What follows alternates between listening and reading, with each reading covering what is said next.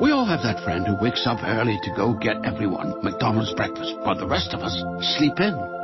This is your sign to thank them. And if you're that friend, this is us saying thank you. Just a friendly reminder that right now, get any size iced coffee before 11 a.m. for just 99 cents. And a satisfying sausage McMuffin with egg is just $2.79. Price and participation may vary. Cannot be combined with any other offer or combo meal. Ba-da-ba-ba-ba. If you're a Kia K5 GT and Kia Forte GT owner, this is your reminder to breathe. See that sophisticated interior? Enjoy those sensations. And now, imagine how you look from the outside and that speed that only a Kia GT sedan can give you. Sorry, I can't help but get excited. For those lives full of thrilling emotions, the all-powerful, all-fun Kia GT sedan. Kia. Movement that inspires. Limited inventory available. Call 800-333-4KIA for details. Always drive safely.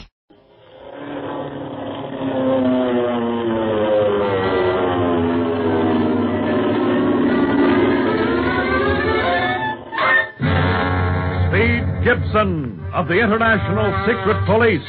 Ceiling zero, ceiling zero, ceiling zero, ceiling zero, ceiling zero.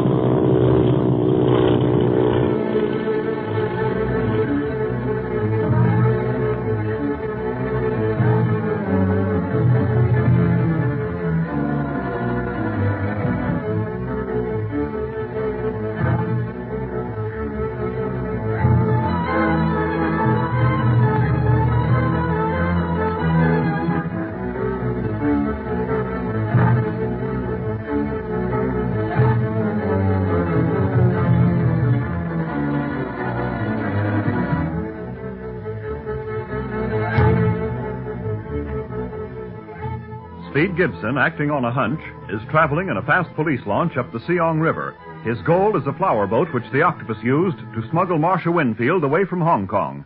Clint Barlow and Barney Dunlap pursued the boat in a bullet monoplane and, with the assistance of a new friend, Bob Gilmore, stopped the boat and boarded it for the search. While they were below searching the cargo, Marcia and the opium were taken ashore, and now Clint, Barney, and Bob are prisoners and about to be thrown into the Seong River. The Octopus has just given the order over his shortwave set for his men to proceed, and we find the boys fighting for their lives. Oh, take that! And that! And that! Oh! Hey, Barney! Bob down! I know, Clint, and I saw the guy that hit him. I'll fix him! Stop the barbarians! Find them! He's calling us barbarians! Let me at it! Oh! Hey, Barney! Oh, you are but one fighting against all of us, Clint Barlow. Do you surrender? Or must we beat you down, too? Come and get me if you can. Stop, Troy. What is it? The police are boarding the boat. They came while everyone was down here. Police! Everyone! Everyone on deck! Police are here! We must fight them off! Go!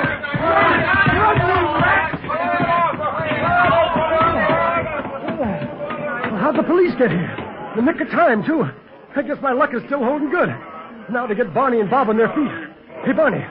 Barney, come on, snap out of it.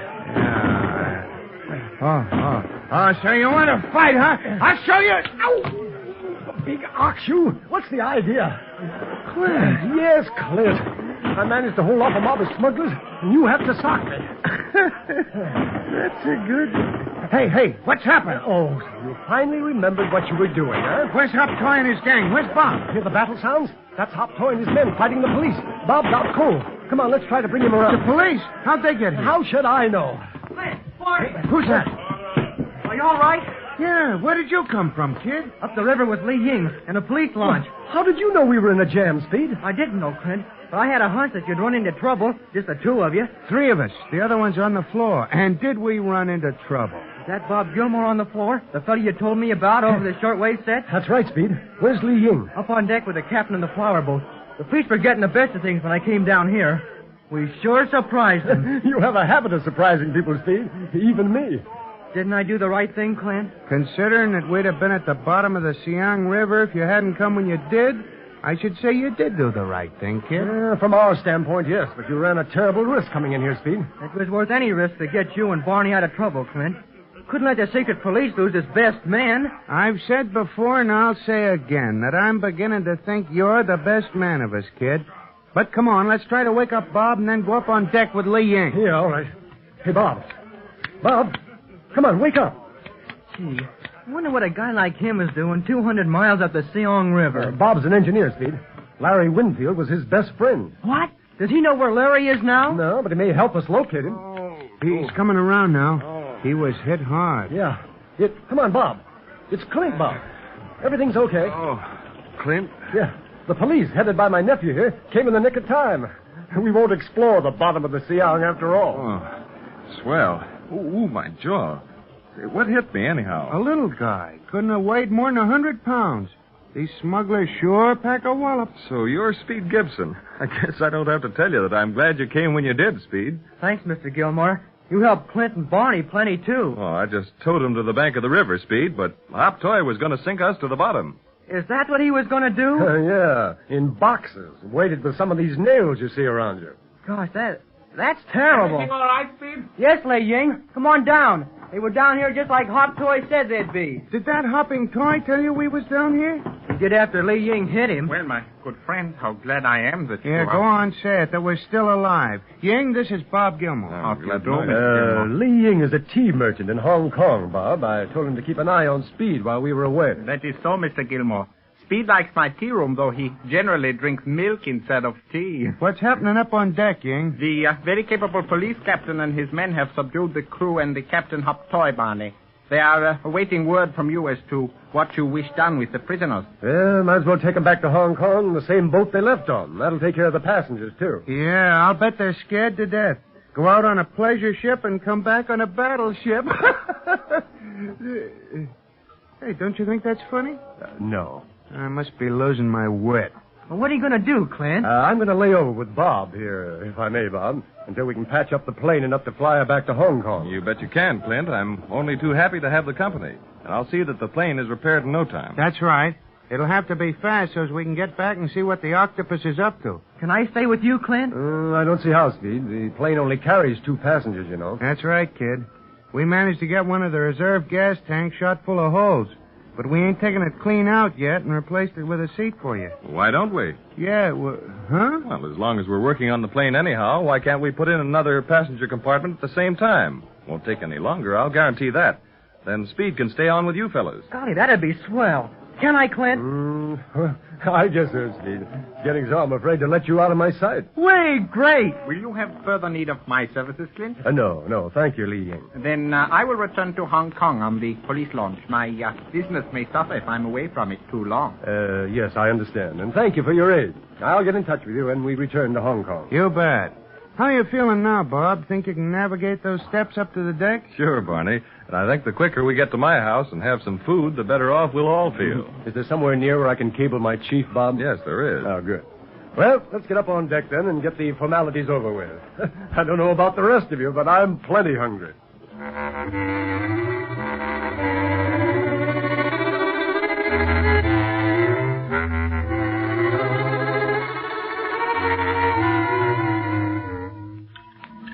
Well, boy and man, I've eaten many a meal, but the one you just cooked up for us beats them all, Bob. Excitement certainly doesn't curb your appetite, Barney. Say, if I let excitement ruin my appetite, I'd starve to death. Well, as long as you enjoyed the meal so much, Barney, you can do the dishes. Yeah. Who, me? Why, didn't you guys enjoy it, too? Sure we did, Barney. Clint's only kidding. Oh, maybe you'd like to do them, Speed. Well. Don't worry, Speed. Nobody's going to do them. I'll just pull the whole table into the kitchen and let my houseboy worry about the dishes in the morning. Have you a houseboy, Bob? Well, 3 times a week. Wages are very low in China for native servants, you know. A man of reasonable means could easily afford 2 or 3. Gee. I only have one come in 3 times a week because I'm in and out so much that I don't need a full-time servant. And 2, of late, my means aren't even reasonable. Having a tough time, Bob? Sort of. People don't seem to have much use for engineers lately. Afraid of war, too busy building destructive things instead of constructive. Yeah, the dopes. Maybe they'll all get smart someday and learn to get along with one another. If they don't, there won't be anybody for anybody to get along with. Is he standing on a soapbox, Speed? No, I don't see one, Clint. I'm not being kidded by any chance, am I? You're all right, Barney. We can't set the world straight tonight. Right now, I'd like to figure out a way of working Bob into our organization if we can. Could we, Clint? That'd be great. Oh, it'd be more than great. I can't think of any job I'd like better, Clint, particularly since Marcia's involved. I won't rest until I've found her. I think I'd have a better chance of finding her through your organization than if I went alone. And how? You never stand a chance against the Octopus gang alone, Bob.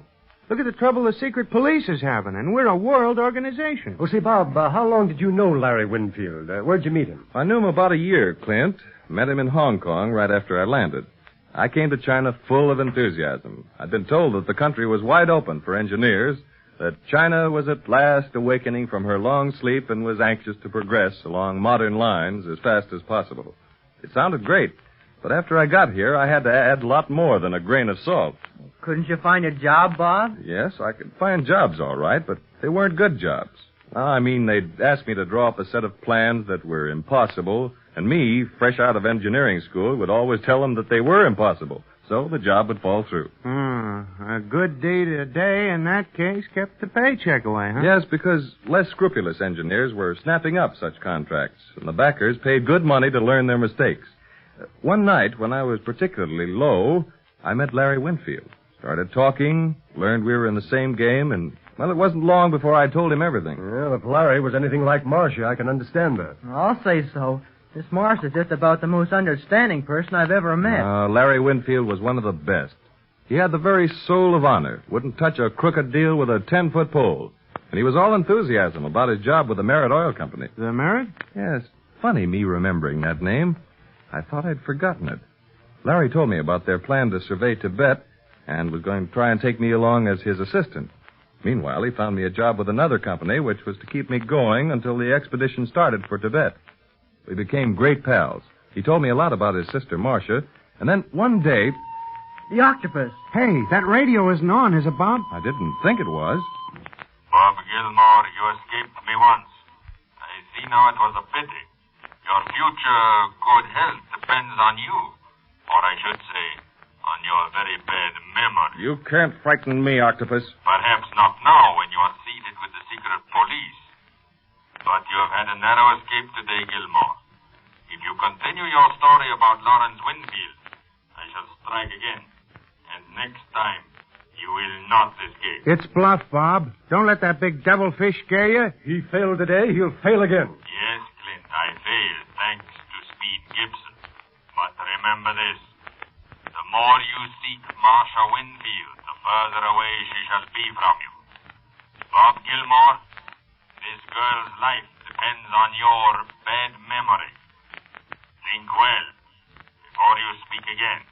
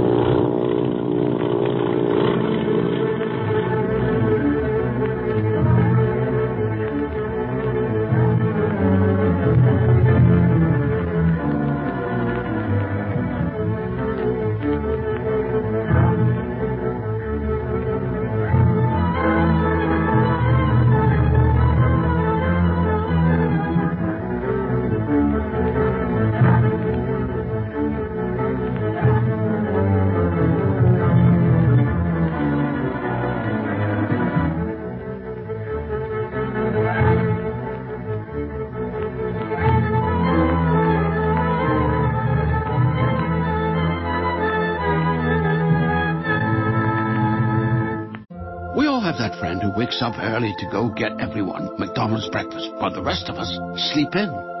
This is your sign to thank them. And if you're that friend, this is us saying thank you. Just a friendly reminder that right now, get any size iced coffee before 11 a.m. for just 99 cents. And a satisfying sausage McMuffin with egg is just $2.79. Price and participation may vary. Cannot be combined with any other offer or combo meal. Ba-da-ba-ba-ba.